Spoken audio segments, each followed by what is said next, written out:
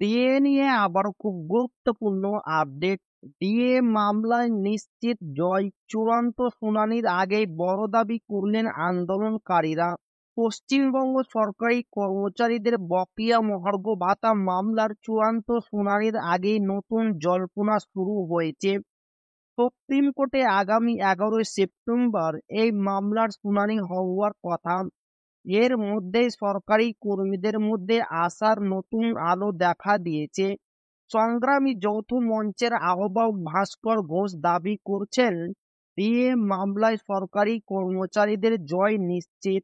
তিনি বলেন, আইনজীবী গোপাল সুব্রমণিয়মের বডি ল্যাঙ্গুয়েজ দেখেই বোঝা যাচ্ছে, পঞ্চম বেতন কমিশনের আওতায় বকেয়া ডিএ মামলায় আমাদের জয় সুনিশ্চিত।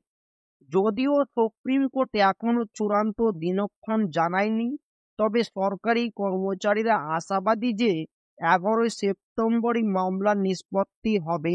উল্লেখ্য, এই মামলার রাজ্য সরকারি কর্মীরা ইতিমধ্যেই 6বার জয়লাভ করেছেন। সুপ্রিম কোর্টও সপ্তমবারের মতো জয় আসবে বলে তাদের বিশ্বাস। কনফেডারেশনের আইনজীবী ফেরদৌস শামীমও একই আশাবাদ ব্যক্ত করে বলেছেন, বকেয়া ডিএ পাবেন রাজ্য সরকারি কর্মচারীরা, জয় তাদেরই হবে। জানা গেছে 11 সেপ্টেম্বর বৃহস্পতিবার দুপুর 2টা থেকে এই মামলার শুনানি শুরু হতে পারে। বর্তমানে মামলাটি পার্ট হার্ড হিসেবে তালিকাভুক্ত হয়েছে, যার অর্থ এটি একটি নির্দিষ্ট বেঞ্চের অধীনে চলে এসেছে এবং চূড়ান্ত শুনানিও সেখানেই হবে।